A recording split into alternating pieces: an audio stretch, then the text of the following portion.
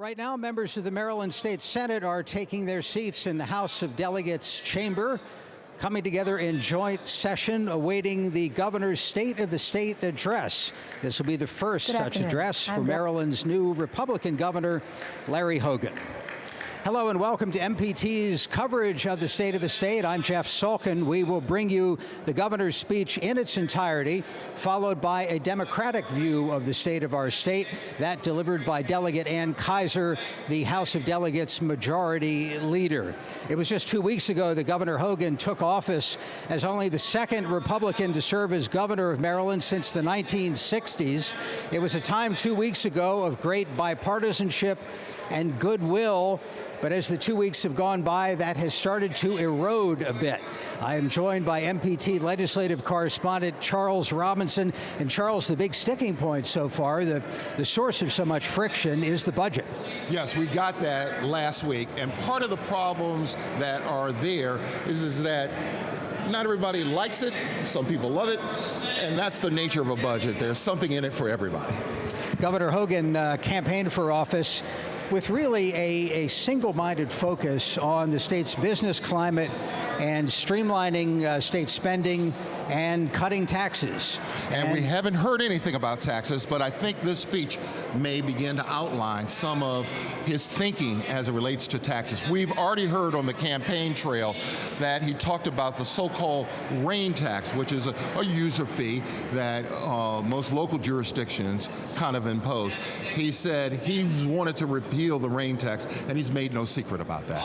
The governor takes office with a projected $800 million deficit for the next fiscal year. We talked about the budgeting effort with former Senator and new Budget Secretary David Brinkley. Mr. Secretary, is it fair to call this budget an austerity budget? Well, it still goes up ever so slightly, but what we're trying to do is rein the rate of increases in. They've been galloping out of control, and the governor has been successful in submitting a budget to the legislature that flattens that growth in spending. What our expectation is, all of our forecasts are that revenue is going to continue to come up. So what we want to do is hold that flat, let the revenue exceed it. I think then we'll have certainly a handle on it. The governor took what the Spending Affordability Committee wanted, which was to stop or cut in half the certainly the out-year deficits. We did all that in 1 year. We fulfilled their requirements in 1 year. Now again, it's in the hands of the legislature. There's an awful lot of people that aren't happy, but for the most part, this governor has succeeded in submitting a responsible budget, something to stop the hemorrhaging, certainly deliver services, but we certainly have some people that are concerned. The most vocally concerned group is the teachers union, which is saying that the governor's campaign slogan of Change Maryland, that this is shortchanging Maryland. Well, that's all a bunch of propaganda. This governor is investing more in public education than any governor has up till now, and he also is funding the pension obligation that we have. Now, is that to say that people aren't, dissatisfied? They were expecting more Christmas gifts under the tree. They got some, they just didn't get everything that they expected. And I don't mean that in a pejorative way, but the fact is we're still investing heavily in our education system. But we're also having to make some adjustments across the board. Look, state employees aren't happy either. We're hearing plenty of that because the COLA that was granted at the beginning of the year is as we propose it, to take that back too. All we want to do is stop the hemorrhaging. We want to get the spending under control. We want to certainly foster an environment that the private sector can succeed. We want to put people to work. We want people to choose Maryland, to come to Maryland, or create a business in Maryland. And we've got a great state. What we want to do is carry on with some of that. That was the new Budget Secretary, David Brinkley. While we're waiting for the new governor, Larry Hogan, to begin his speech, Charles, let's talk a little bit about Mr. Hogan. Mentioned he's only the second Republican to serve as governor since the 60s. He's also new to elective office, which is a rarity at this level of political service, elected on as we said, a single-minded campaign focusing on taxes and spending and job growth. His inaugural address, as most are 2 weeks ago, focused on broad themes. What we expect in the State of the State address is more specifics about particular topics and issues and legislation that he would like to see addressed this year. Charles, you've been talking to people about what we might hear in that speech. I think one of the big themes you're going to hear is what he said in the inaugural address. Maryland is open for business. So he's already stated that every piece of legislation that comes across his desk must feature some aspect to help small business and to help this state move from being last place in economic development to back to the top of the heap, if you will. You know, the irony is that coming out of the Great Recession, obviously the country, the world struggled economically. Times have been getting better. Maryland's unemployment rate now is about 5.5%, roughly where the national unemployment rate is. Now, Maryland had been doing a good bit better at the depths of the recession. Maryland was running about 2 points ahead of the federal unemployment rate, largely due to the insulating effects of the large federal presence in our state. But now, as jobs have been a little bit harder to find, the challenge for all states is to find a way to grow in a slow growth world.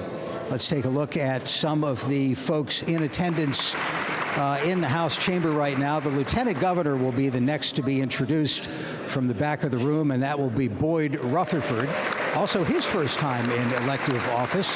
Charles, you've spoken to the Lieutenant Governor. There's former Governor Marvin Mandel, former Governor Paris Glendening also here today, along with many county executives. In the front of the room there, seated in the middle, is Comptroller Peter Franchot, arguably the second most important person in the state at this point due to his vote on the Board of Public Works. Treasurer Nancy Kopp is to his left, and Maryland's new Attorney General Brian Frosch is to the right of Mr. Franchot's right, or the camera left of Mr. Franchot. Charles, you spoke to Boyd Rutherford before the inaugural, and he, as we understand it, has elected not to have his own staff. Right, that's correct. They're using a combined staff, unlike past lieutenant governors, which had their separate, every from PR to policy analysis and so forth. One of the more interesting things that Boyd Rutherford told me is that he wanted to focus in on some issues that were near and dear to the governor. That includes the whole idea about the eradication of heroin in the state. So he's going to try and take up that cause. He's also looking to actually promote minority business in the state. That's something that his predecessor, Michael Steele, did during his tenure as well. Michael Steele also in attendance today. Mr. Rutherford will be introduced shortly. You can hear right now they're naming the new cabinet secretaries who are seated on the right, and now the Comptroller Peter Franchot. Mr. Rutherford's background is in government service at senior executive levels. He was a cabinet secretary in the Ehrlich administration. There's the Attorney General. He had senior executive positions in the federal government as well, and he was on the ticket, and he is in the administration for his management expertise. There's the Chief Judge of the Court of Appeals, Mary Ellen Barbera, who will deliver a State of the Judiciary speech coming up next week, I believe. We haven't seen one of those for a few years, but she will also deliver a formal address to the legislature. A lot of new faces in that crowd, Charles. A lot of new members of the House, members of the Senate. And many of them are seeing the pomp and circumstance of this whole endeavor. There will be a call from the Sergeant of Arms that will introduce the various individuals. Specifically, he will come with that charge, Mr. Speaker, and then he will introduce the individuals. You can see the door here where the person who is in charge of that process stands and awaits the entry of all the main dignitaries, if you will. There's been a whole lot of juggling in the legislature. In the last shot there, you saw Senator Justin Reedy, who a couple of days ago was Delegate Reedy, and due to the new governor's appointment of a number of sitting state senators to his cabinet, there has been some backfill, bringing in people from the House of Delegates, and a little bit of controversy about the process by which local state central committees nominate replacements for open seats. Other issues important to the legislature this year, Charles, there's a push for mandating sick leave, that companies with more than 10 employees in the state would have to extend paid sick leave as a benefit. Yes, we had our first actual committee hearing on that yesterday, and I'll be bringing a report to you on State Circle about the efforts to make that a mandate, if you will. I'm going to guess that the governor, who has talked about, I want legislation to be business friendly, is not going to like this very much. I do wonder, while the speaker is introducing so many folks, if he knows that both the lieutenant governor and governor are now standing in the chute, so to speak, right behind us, outside the doors of the House of Delegates chamber.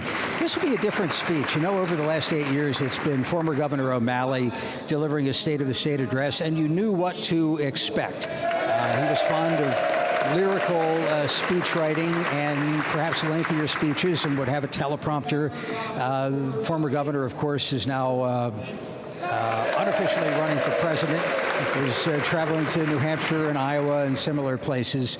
And so there was nothing too surprising in those talks as we see Speaker Bush and Senate President Miller.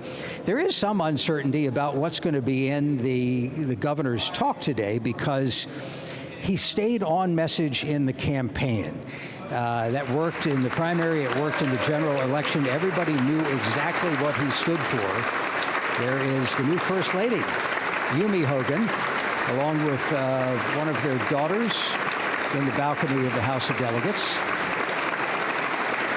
So Mr. Hogan didn't have the need, and in fact was smart to avoid laying out a whole lot of positions, and having had no experience in elective office, he didn't have any history of votes to defend or anything like that. He's a business executive, has run a commercial real estate firm. That is Lawrence Hogan Sr., the father of the governor, former Prince George's County executive, former member of Congress, notably the only Republican to vote for all articles of impeachment against Richard Nixon just about, 4 decades ago. Let me talk a little bit about policy, because the governor has been kind of coy about what policies he's going to put together. I think this speech will kind of lay down, I don't want to call the gauntlet, but will kind of lay out a blueprint, if you will, on how he wants to establish a different Maryland, a Maryland that kind of looks at spending, not so much increasing, but flatlining. Then the other part of that is, he's talked about reducing taxes. I think this is one of those speeches where we find out the devil in the details. What tax do you want to cut, and how do you want to cut it? Well, that's a great question. There's Britt Kerwin, the outgoing chancellor of the state higher education system, University of Maryland system. And education is one of the big areas of spending in the state. It's been popular. It's something that Governor Hogan himself has said that he would like to spend more money on. But the state revenues haven't grown as quickly as the spending expectations, which is an interesting story in itself because of the tax increases that frankly allowed Mr. Hogan to win the election. By his count, there were 40 of them. Taxes and fees during the O'Malley years led Mr. Hogan to start his grassroots organization, Change Maryland. It grew on Facebook, among other places, and provided the fuel for him to win a competitive Republican primary over more established politicians, and also the base that helped propel him into the governor's office. Now Lieutenant Governor Rutherford is being introduced. The door is even unlocked as he'll be escorted in by a group of senators and delegates.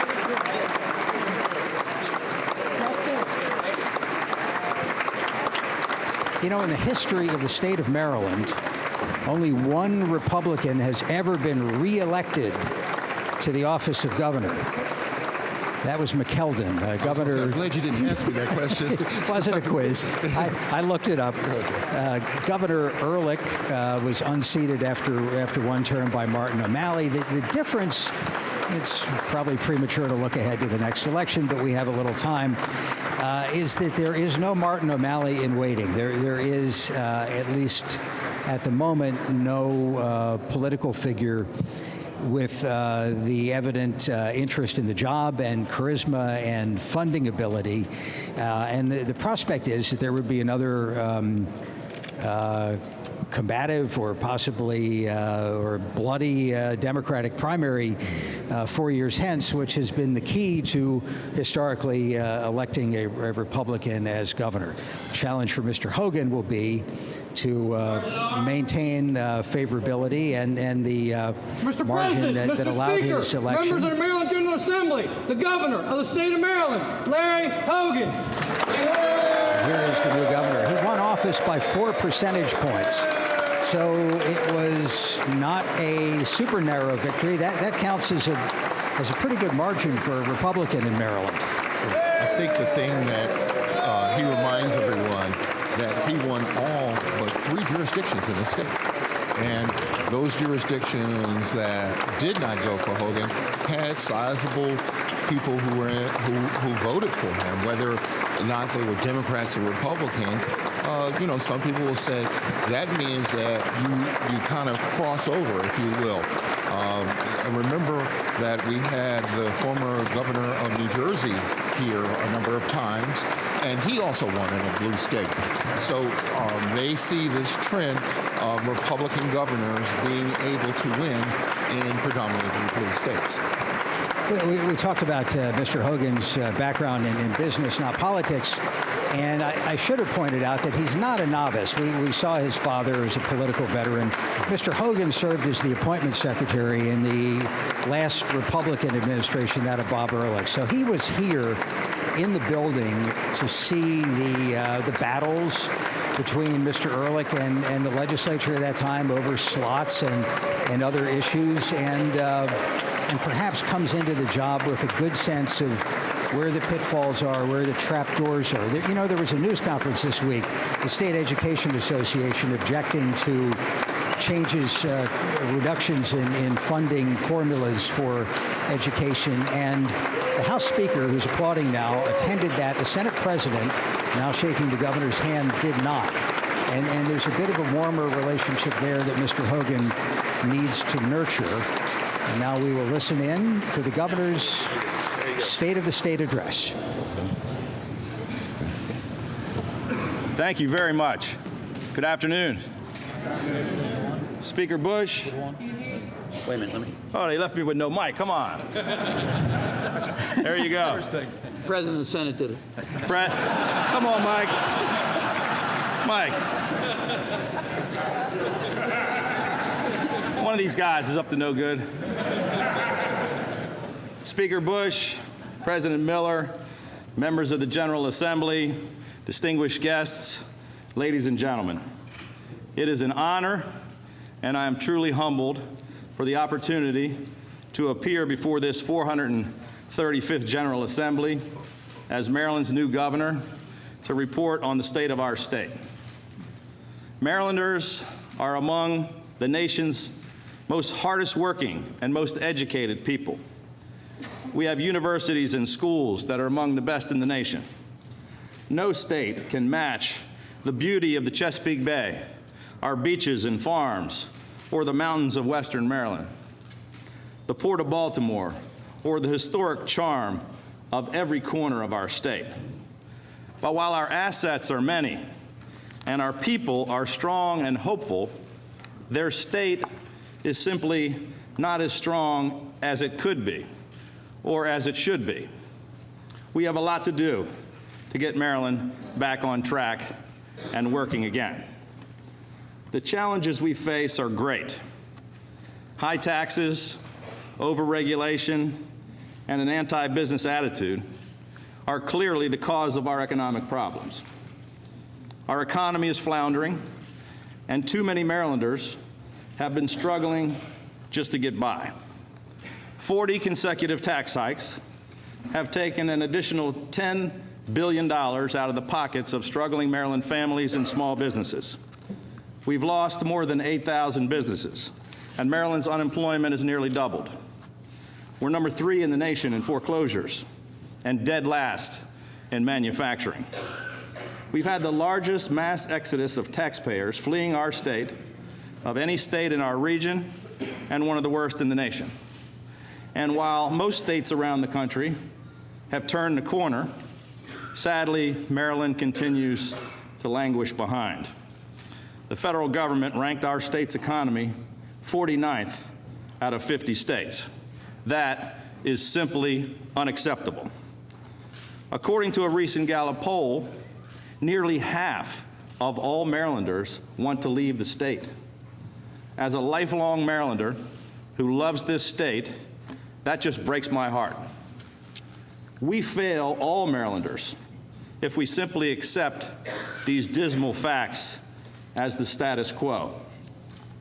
Well, I refuse to accept the status quo because the people of Maryland deserve better.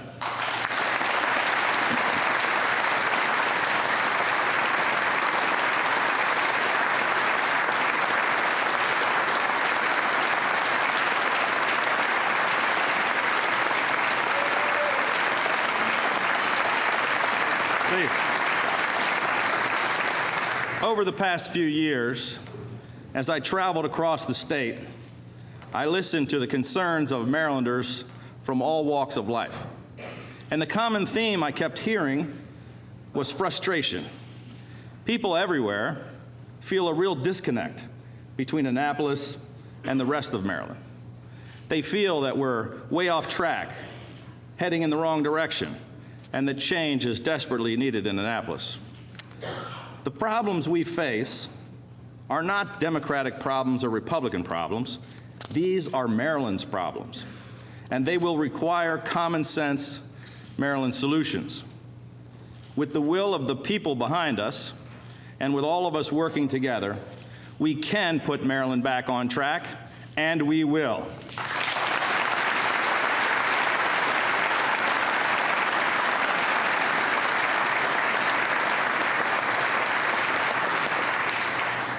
Today, Marylanders look to us for leadership. They look to us to put Maryland on a new path toward opportunity and prosperity for all our citizens.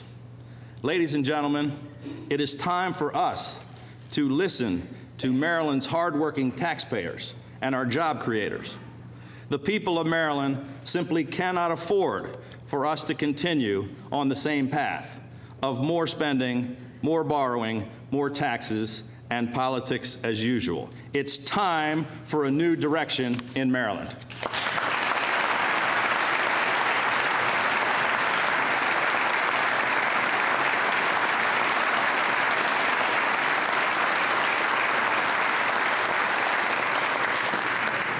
Our administration will chart a new course, one guided by simple, common sense principles. Our focus will be on jobs, struggling Maryland families, and restoring our economy. And every decision I make as governor will be put to a simple test. Will this law or action make it easier for families and small businesses to stay in Maryland? And will it make more families and businesses want to come to Maryland? Our administration will work with all of you to enact the necessary budgets, tax reductions, regulatory reforms, and legislation that is necessary to ensure that we turn our economy around. Now, just 24 hours after being sworn into office, I proposed a budget for fiscal year 2016 that fairly and responsibly controls spending. When my team began the budgeting process, we encountered a baseline budget of $17 billion in expenses and projected revenue of only $16.3 billion. The state was poised to somehow spend $700 million that we simply did not have. Mandatory payments on state debt had increased by 96% just this year. We face an $18.7 billion unfunded pension liability. Faced with this troubling reality, we revised the script, delivering a fiscally responsible budget that only expends what we take in. This is just common sense.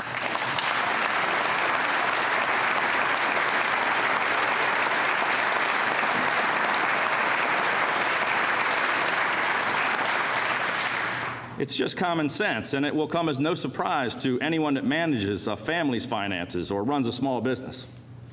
Our team created a structurally balanced budget for the first time in nearly a decade.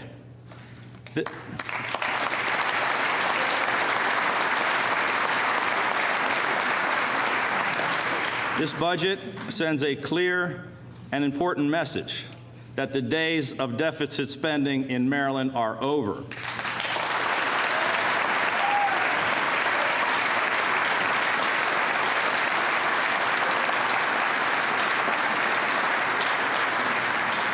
Now, we had to make some very tough decisions in just the first few days of our administration in order to get this state budget under control. But our budget puts Maryland on sound financial footing without raising taxes or fees, without eliminating agencies, departments, or services, without imposing furloughs, and without laying off a single state employee. Our new budget also funds our priorities, including providing record investment in K through 12 education and increased investment in higher education.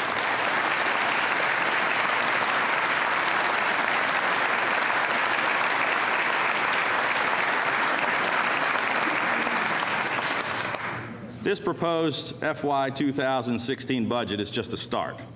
We will have much more to do in the days and months ahead to correct our state's fiscal course. I'm eager to work cooperatively with the General Assembly to meet these challenges head on. Before I became governor, increases in spending were promised that simply could not be kept. If ever Maryland needed a dose of honesty, it's now.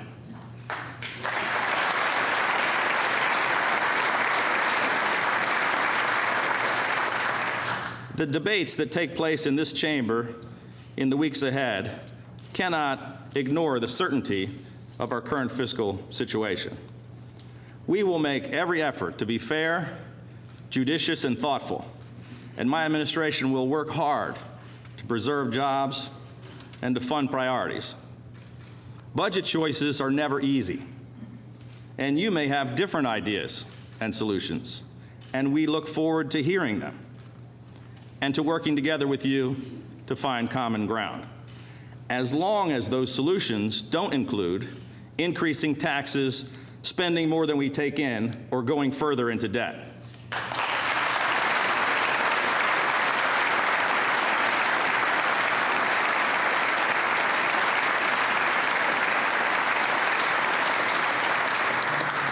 And remember that every penny that is added to one program must be taken from another.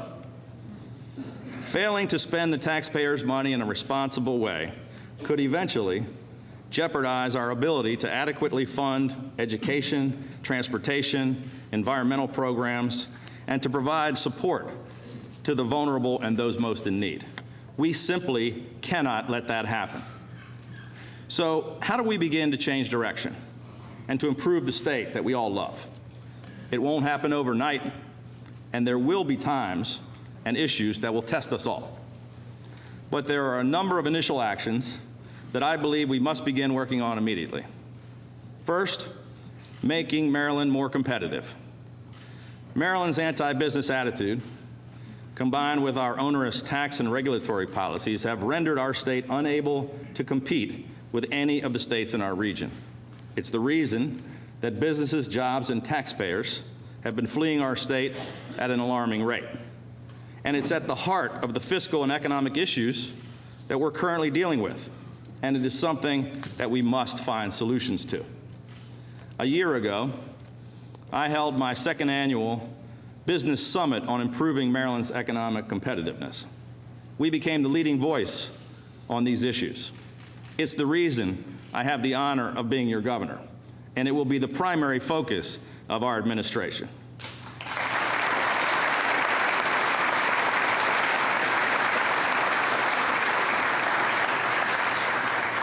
I want to commend Senate President Miller and Speaker Bush for recognizing the need to make Maryland more economically competitive.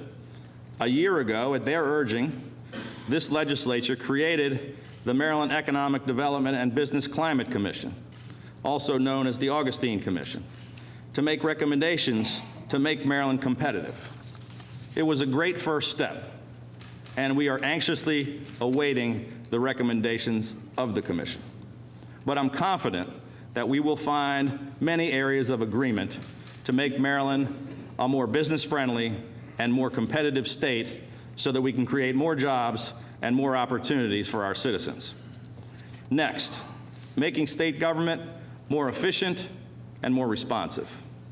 I'm really proud of the experienced, diverse, and bipartisan cabinet that we have assembled to take over the reins of state government. Many of them bring fresh, innovative ideas and valuable real-world private sector management expertise to their agencies. Their primary mission will be to find ways to restructure their agencies and to make state government more efficient and more cost-effective. But we also want to change the culture of state government. The voters have given us an opportunity to build a government that works for the people and not the other way around. Comptroller Francho noted at his swearing in last week that we must reinstate old-fashioned customer service to every aspect of government. I completely agree.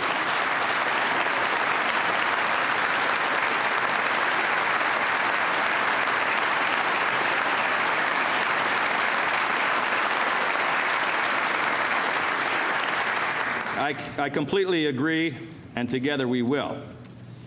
Third, dealing with the problem of stormwater management and working to restore our most treasured asset, the Chesapeake Bay, is a goal that we all strongly agree on. Governor Glendening with the early clap. Thank you, Governor. But in my humble opinion, passing a state law that forced certain counties to raise taxes on their citizens against their will may not have been the best way to address this issue. And if there was one message that Marylanders have made perfectly clear, it was that taxing struggling and already overtaxed Marylanders for the rain that falls on the roof of their homes was a mistake which needs to be corrected.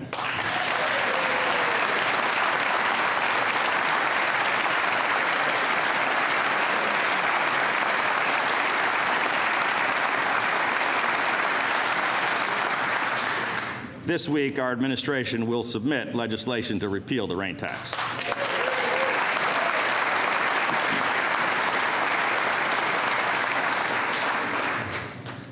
Four, tax relief for retirees.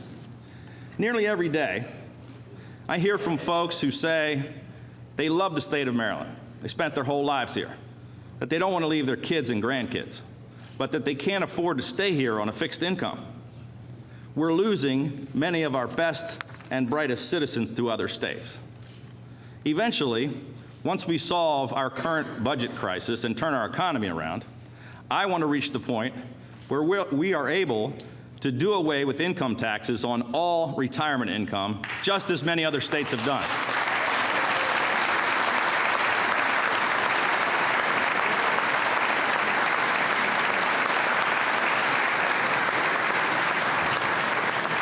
This week, we will start heading towards that goal by submitting legislation that repeals income taxes on pensions for retired military, police, fire, and first responders.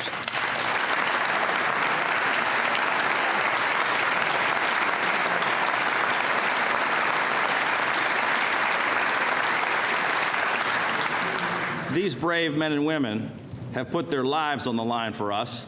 They deserve it, and they've earned these tax breaks.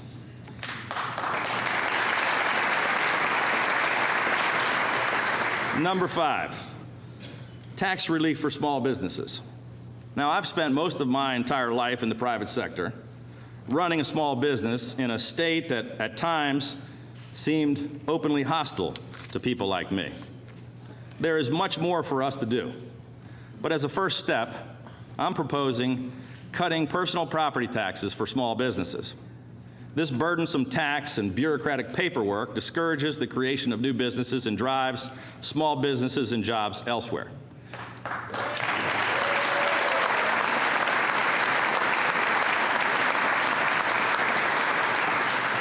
This legislation would create a tax exemption for the first $10,000 in personal property, entirely eliminating this tax for more than 70,000 small business owners, or 1/2 of all of Maryland's businesses.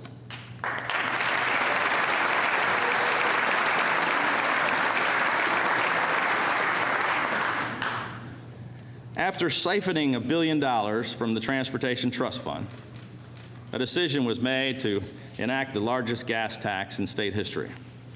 This legislation also included language which would automatically increase taxes every single year without it ever coming up for a vote. Marylanders deserve the transparency to know how their elected leaders vote every time the state takes a bigger share of their hard-earned tax dollars.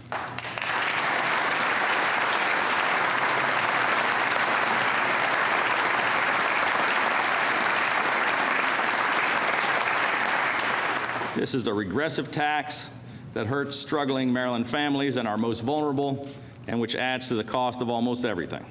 These automatic tax increases should be repealed, and we will submit legislation to do so.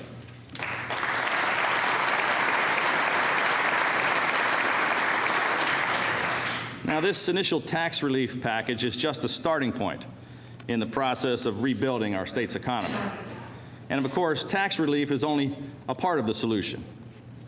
We have other important initiatives as well, including number 7, improving transportation. Over the last several years, monies for local road improvements have been slashed by up to 96%. Our administration is committed to restoring the money that was taken from the Transportation Trust Fund and to making sure that it never happens again. Today,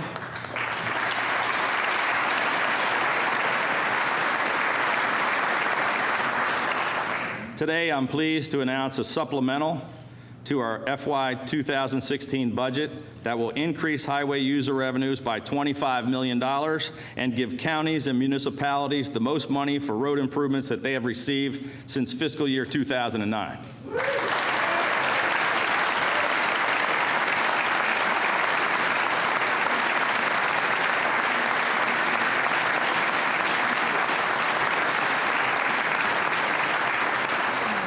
Further, we are committed to increasing the local share of highway user revenues from 10% today to its original high point of 30% over the next 8 years.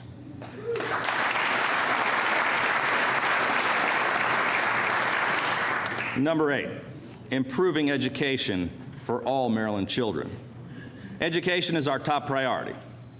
In our proposed budget, we spend more money on education than ever before. We fund K-12 education at record levels, and we have committed over $290 million to school construction. And this is the first time in history that any administration has provided additional supplemental funding for education through GCEI in their first year.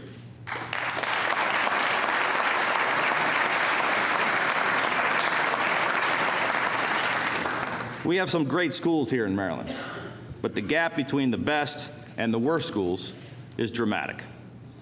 I believe that every child in Maryland deserves a world-class education, regardless of what neighborhood they grow up in.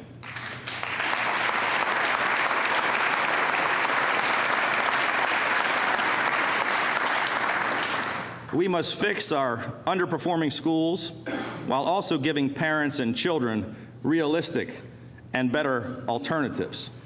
So let's expand families' choices. Let's encourage more public charter schools to open and operate in Maryland. This month, our administration will submit legislation to strengthen Maryland's charter school law.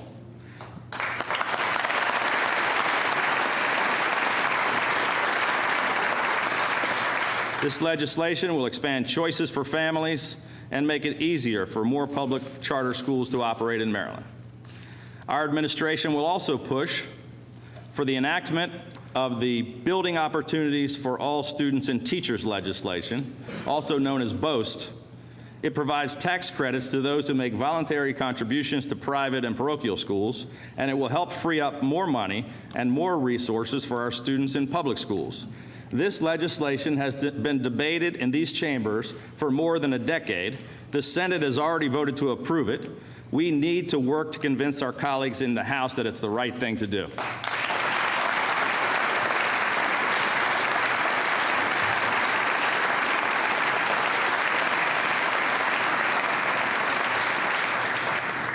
Protecting the environment. A healthy bay is a key to a strong economy and a high quality of life for all Marylanders. It will be a top priority of our administration.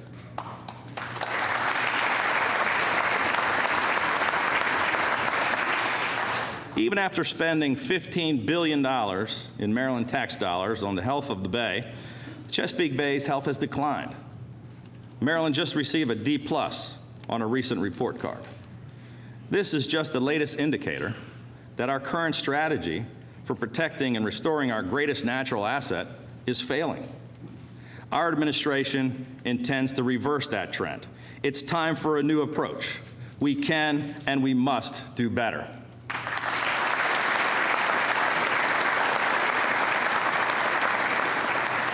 We all agree on the problem. There's too much phosphorus, nitrogen, and sediment entering our bay. We must take action to prevent as much of this pollution as possible from entering the bay. However, restoration of our bay must not fall on one group disproportionately. Placing unreasonable burdens upon Maryland's farmers will serve only to devastate more rural communities. We will work with the agricultural and environmental communities to find fair and balanced solutions for limiting phosphorus.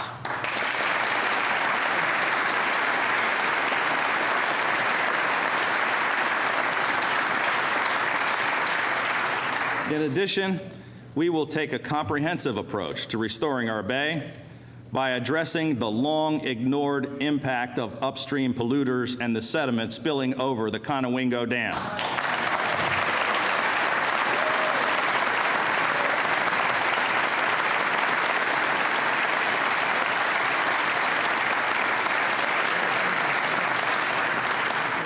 We will work with all the stakeholders to come up with fresh, innovative solutions to protect and restore our greatest natural asset. Number 10, tackling Maryland's heroin epidemic.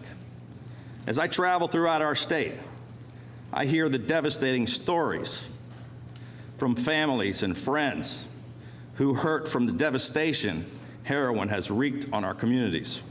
Throughout Maryland, from our smallest town to our biggest city, it has become an epidemic. It's destroying lives. I have tasked Lieutenant Governor Rutherford with bringing together all of the stakeholders in order to come up with a plan to tackle this emergency. Later this month, we will execute an executive order which will address this heroin epidemic in our state.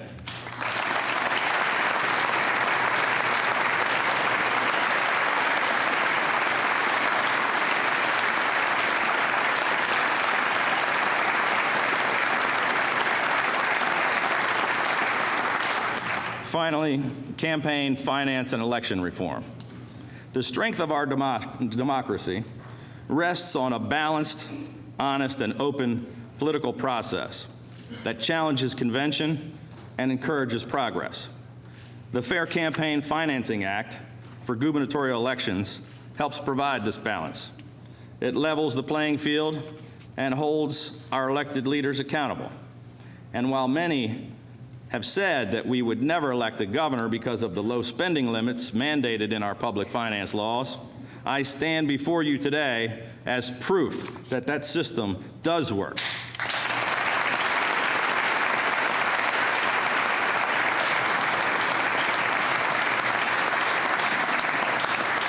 We must replenish this fund as soon as possible and make it available to future candidates. Therefore, we will submit legislation to reinstate the voluntary checkoff, which allows a taxpayer to make a donation towards the public campaign financing system each year. And we also need to address redistricting reform. We have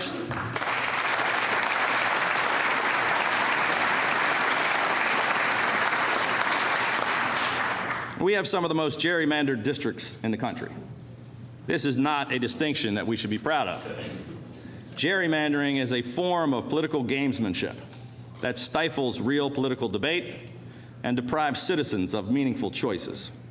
Fair and competitive elections and having checks and balances make for a more vibrant and responsive citizen republic. To advance this discussion, I will execute an executive order that creates a bipartisan commission to examine Maryland's redistricting process with the goal of fully reforming this process and giving this authority to an independent bipartisan redistricting commission.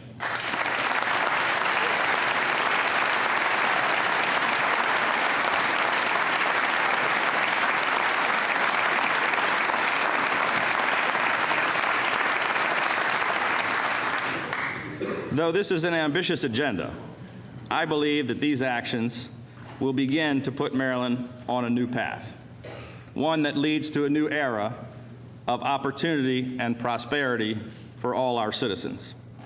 Though our visions may differ, our goals are the same: a better, stronger, cleaner, healthier, and more prosperous Maryland. We can't accomplish these goals alone. We need your help, your ideas, and your support. And while I'm sure we may disagree on a few points during the coming weeks,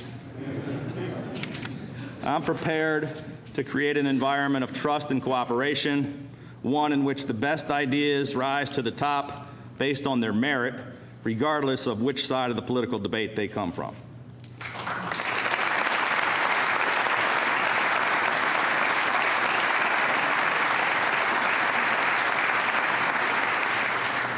So let us commit ourselves to that goal, to live up to our potential, to work together to solve the big problems with cooperation and good faith for the sake of our children and grandchildren. Let us renew our sense of optimism and make Maryland a place of unlimited promise. Together, let's change Maryland for the better. Thank you, God bless you, and may God bless the great state of Maryland.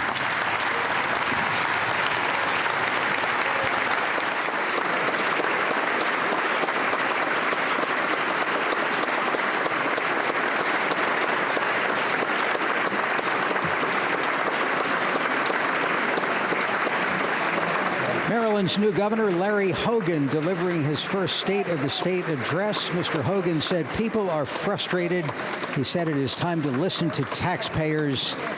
When he said it is time for a new direction, the applause largely came from the Republicans in the chamber. Mr. Hogan said ultimately he wants to stop taxing pensions, will propose this year cutting taxes on the pensions of military, police, and fire retirees, also proposed expanding charter schools.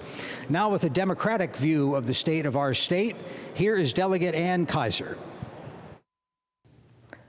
Good afternoon. I'm Delegate Ann Kaiser, Majority Leader of the Maryland House of Delegates. I would like to start by welcoming Governor Larry Hogan and his administration to the Maryland State House. In the Maryland General Assembly, we are used to working across party lines. In fact, the vast majority of legislation that passes through committees and the floor of the House and Senate is supported by both Republicans and Democrats. As Majority Leader, I really look forward to working with the Governor, Minority Leader Nick Kipke, and all of my colleagues in the House and Senate to tackle the issues facing our great state. Maryland is a growing and thriving state, boasting one of the best education systems in the country, and being among the wealthiest states in the Union for the last 5 years in a row. We believe that success is tied directly to having a well-educated workforce. As Marylanders, we pride ourselves on having a quality K-12 education system and affordable, accessible higher education at both the community college and four-year college levels. As Democrats, we believe the most important investment government can make is in a well-educated, well-trained workforce.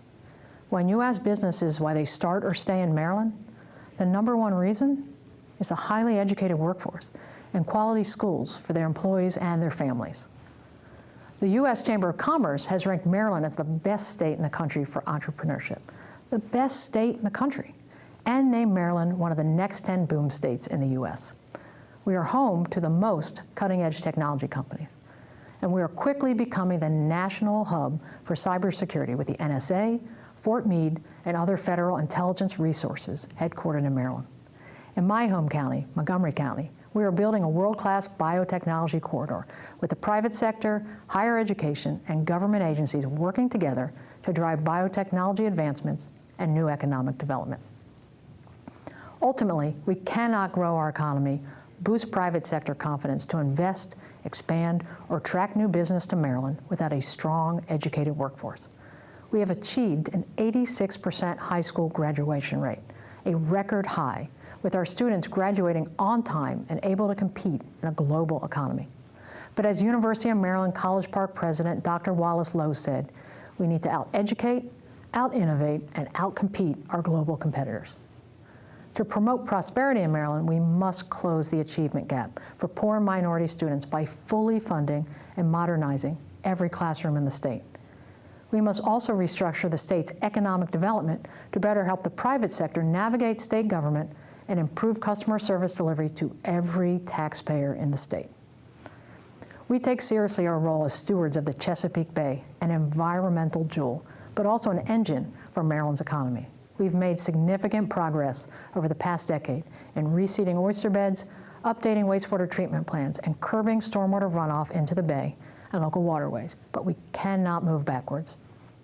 We must maintain this commitment to ensure that watermen and boaters and all Marylanders can enjoy our waterways for generations to come.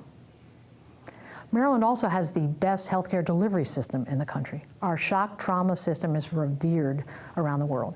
If you or your loved one make it to shock trauma within the golden hour after an accident, you have a 97% chance of survival. We have invested in new medevac helicopters to ensure that you have access to the best possible health care, whether you live in the mountains of Western Maryland, the shores of Ocean City, or around the corner from a trauma center. To sustain success in Maryland, we must expand drug treatment options in order to combat heroin prescription and other drug abuse that has devastated communities across Maryland. We cannot be satisfied with the progress we have made. The Democrats in the House and Senate are committed to working with Governor Hogan to continue to move our state forward. Now that the election is over, the real work of governing begins. Working together, we can ensure a better Maryland. A Maryland whose future success lies with a strong, well-educated middle class. A Maryland that fuels opportunities centered around the best schools in America and access to the highest quality community colleges and universities. A Maryland with the finest healthcare delivery system for all of its citizens. A Maryland that prides itself on being the stewards of the Chesapeake Bay. And a Maryland that believes that its greatest opportunities are still in front of us. It is our responsibility over the next 4 years to meet these challenges for all Marylanders. Thank you. And that was Delegate Ann Kaiser, Democrat of Montgomery County, the majority leader of the House of Delegates, delivering a Democratic view of the state. I'm joined by MPT's Charles Robinson. We heard the governor's message. And during that speech, your phone was lighting beeping, up, vibrating. You were getting a lot of press releases. What was very interesting is the governor's office wanted to let folks know quickly that they're going to put in legislation for this session, specifically as it relates to charter schools, specifically as it relates to tax relief for both retirees and for first responders. So that material came out literally as the speech was going on. What do you make of the optics of the speech, that when the governor was speaking, there'd be an applause line and you would see a couple of people, you'd see the Republicans applauding, you'd see a lot of people not applauding, which is normally the case, but perhaps due to the positioning of the cameras, a lot of Democrats in the foreground. This goes on literally every time there is, whether or not you're in the majority or the minority. In this case, the governor is of the Republican Party, and of course they want to applaud their guy, just as when Martin O'Malley was here, the Democrats applauded him. Here's the more interesting part. Who does this governor work with to get some of these initiatives to move forward? He has a friend in Mike Miller. I don't want to say he doesn't have a friend in the Speaker of the House, but he is less apt to kind of agree with everything that he wants. We've already seen this, if you will, split specifically on education. But where is the middle of the road on some of these other initiatives? What happens next in terms of the budget process? The administration, 2 weeks old, they came out with the budget the day after the inaugural. What's the process in just a few seconds? Very quickly, they begin to go through the committee hearings in appropriations, and last but not least, we have to start voting. We will have full coverage of the state and all of the week's news here in Annapolis on MPT's State Circle program. That's Friday night at 7:30. Now for Charles Robinson and all of us here at MPT, I'm Jeff Salkin. Thanks for watching and have a good day.